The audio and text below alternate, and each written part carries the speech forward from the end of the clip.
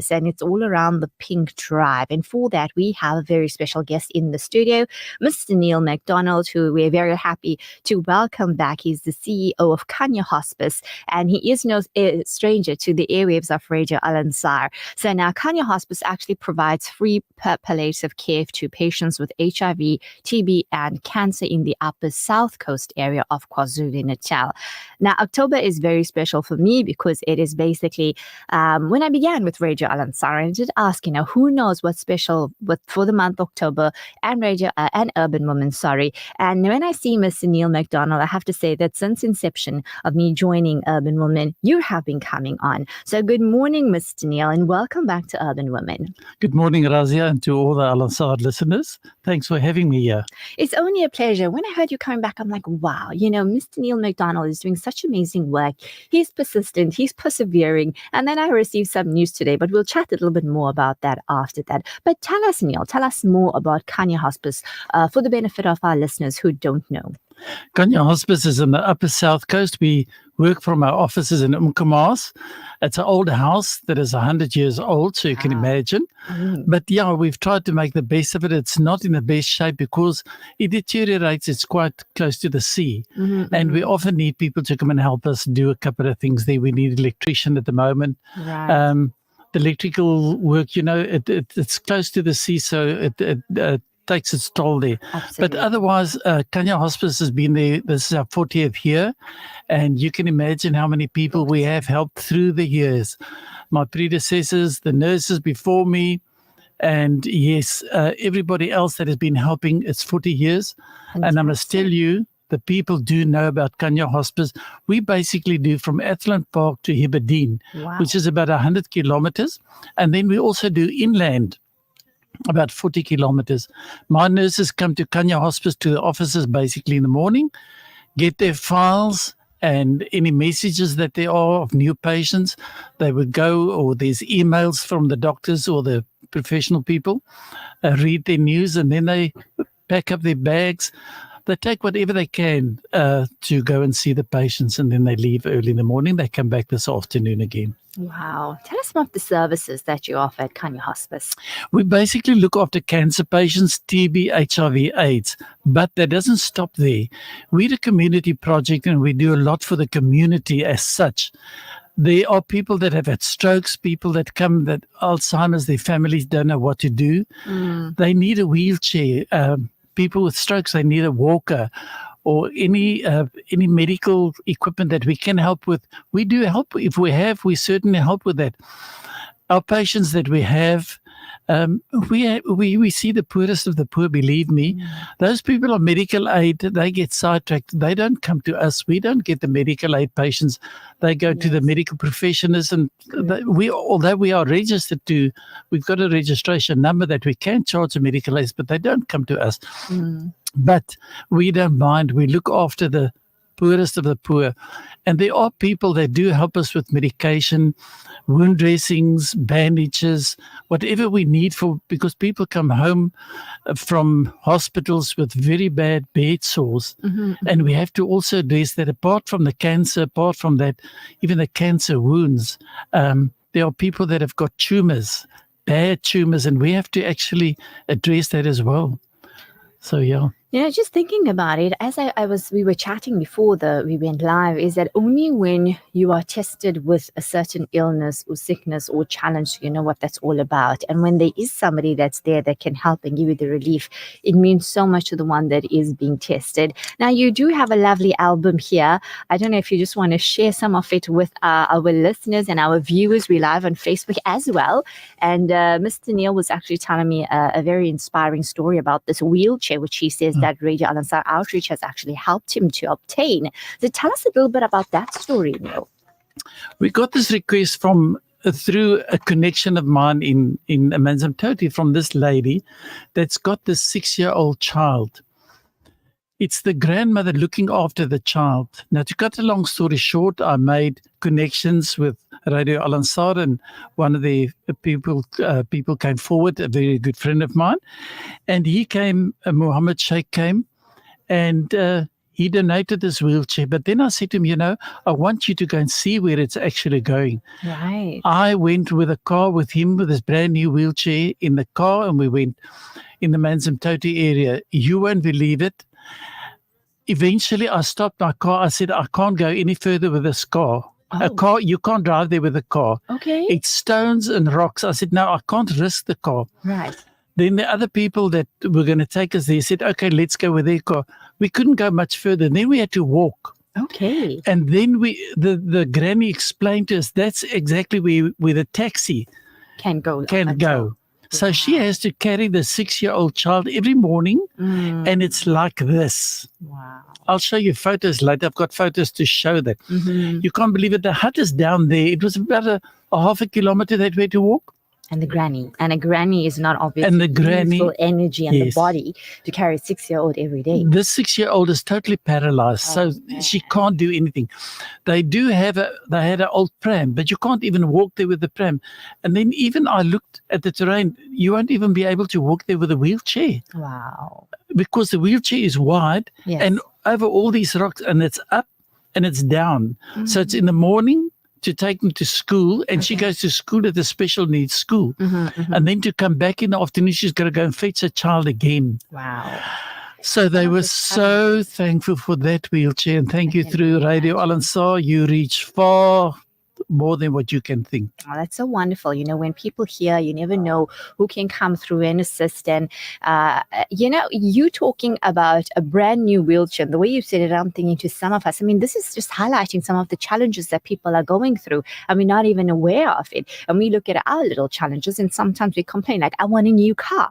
People need wheelchairs. Imagine something like that. So much for us to be grateful for, and so much for us to actually try and see who needs help. What can we do to actually help somebody's life just a little bit more easy? The image that you've just, the narrative that you've shared with us only makes us realize how challenging it is, even with that wheelchair.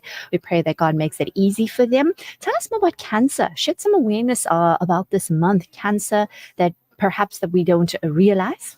Yes, like you said earlier, if people are not hit by this sickness, or a close by friend or family friend, you don't really know. People are, when you get to people, they sort of whisper behind, they whisper about it. They don't want to talk openly about it. Aww. And I think people should be very open about it, because it's a reality. Like any other sickness, it's a reality. Correct. You can talk about and then you get people that say, well, thank you for sharing that, because now I understand things more. Because people get emotional. Of course. The family gets emotional. Indeed.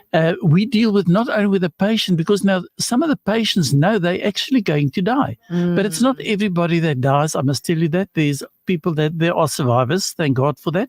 Yeah. But the family members, they don't know what to do. Correct. Especially we find that the kids or the family members that are overseas, they're not yet to actually see. And then they get this news, then they phone us from overseas, and they want to know what is the diagnosis, what's going to happen, what is the next step. Right. So we've got to counsel the patient, then the family members are there, then we get all the information from our doctors and from the medical practitioners that tell us on what medication there is and what we can do, how we can do. But sometimes there's nothing we can do anymore. But palliative care, just to see that they are pain-free, because my nurses are very good at that. Excellent. To make sure that they are pain-free. So and they support them in the best absolutely way support them, and explain to them, and make the life easier for them, like giving them a mattress, egg box mattress, for instance. Okay. Or those pillows behind their backs, those wedges that they can see. A sheepskin. People with bed sores. Right. We've got sheepskins, and that really helps. A sheepskin. I didn't know that. You can buy them quite expensive. So we've been donated some, so we actually help them. But then people give you a sheepskin back, and then sometimes we have to throw it away. Okay. And some of the egg box mattresses as well, we can't use it again. We have to just discard it, because it comes back in a bad way. Oh, boy. But there's always somebody that helps. And even our wheelchairs, you must see some of the wheelchairs come back with the tires off, with the feet rest off. Oh. But you know what? There's wonderful angels that come along and say, how can we help you? Can we fix it for you? Oh, man. And that's yes, so great. yeah. Yeah, I think it's so important that, you take care of something knowing that once I'm done, I can pass it on and somebody can use it. But if you're watching this on Facebook Live or you're listening to this on radio, our Dean promotes supporting mankind, trying to help, trying to do the best that we can. So if there's any kind of assistance that you can provide to Khanya Hospice, then do reach out to Mr. Neil McDonald. He'll be sharing his details in a bit. But quickly, share with our Facebook viewers something that you showed me when you were here, and you surprised me as well. So this is a picture that was taken when Mr. Neil was last on Urban Woman last year. Yeah. And I remember the picture the year before that. And I mean, it's amazing to see that you are still here, still doing it. But then I heard some sad news, but I think it's also everything comes with its time. So Mr. Neil McDonald, is maybe his last year. Is it the last year? With End of Khanya? November. And then he's moving away, he's retiring. But I think he's served his time and he's done it so well. He's provided such amazing service. How do you feel? Share with us. How do you feel knowing that, I'm going to be wrapping up this part of my life? My wife retired the end of last year. So I was really waiting for her to retire because I'm much older than her. So when she retired, I said, okay, now I can. And then I started planning and we were discussing it. And then we said, okay, this is what we're going to do, what we want to do, talking to the kids and eventually. And then when I actually told my board, and I had my cries, believe you me. Naturally. I had my cries because it's very emotional. I've been with hospice for 15 years. Absolutely. And we've seen the passion with which you serve them. So luckily I can prepare. I get at least I'm in my car alone and I can cry. Yeah. And when I get home, I can smile and it's fine. It's fine. It's part of being a human being. Allowing yourself to feel the emotions is very important. Absolutely. So now I'm sort of slowly cutting myself off. We had our last AGM 2 weeks ago. So I said goodbye to the AGM, my 15th AGM. Wow. And it was lovely. Our people from overseas that logged in. Oh, wonderful. Yeah, we've got wonderful people overseas that supported us, that used to come to hospice, and then they supported us. But oh, wow, that's great. I'm looking forward to moving to Joburg because there's 2 grandchildren in Johannesburg. Oh, fantastic. But the others are in... They say grandkids are the cream of the crop. Oh, I'm telling you, the others are in Brisbane, Australia. There's 4 there. Wow. So now I can visit longer now. There we go. No. There we go.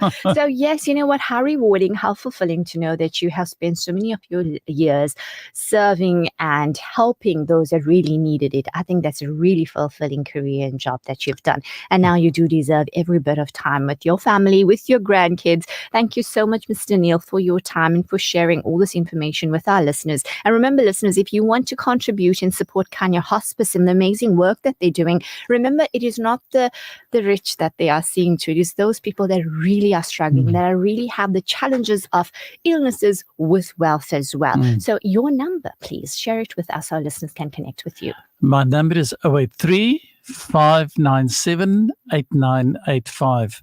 083 597 8985.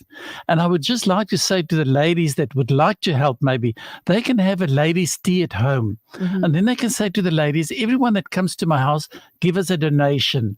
Any donation at the end of the day, take a photo and then they can send the donation to us so they can put it in a banking account.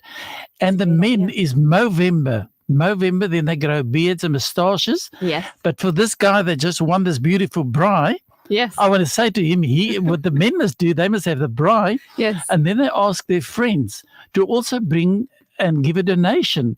And at the end of the day, they must call Khanya Hospice and they can give us the donation. That would be wonderful. Lovely ideas you're putting out there where we can have fun, plus also do something good and support Khanya Hospice and the work that they're doing. So that's a congrats to Mr. Irfan Akram, the winner of the Checkers Food Curry Park competition for this week. Mr. Neil, wonderful connecting with you. I believe that this will be our last interview, but we wish you all the best in your future endeavors, and may all your work always be cherished and valued as well. Until then, bye for now. Thank you, Razia, and thank you to all the Al Ansar listeners. Thank you. Only a pleasure. That was Mr. Neil McDonald, CEO of Khanya Hospice. A little bit sad to say goodbye to him because he'll be leaving, but part and parcel of life. And of course, it's time for him to step into the next journey, obviously, or the next leg in his journey. And it's time for somebody else to now fill that spot. But let's go for a break. I'll be back with you after. Stay tuned to Urban Women.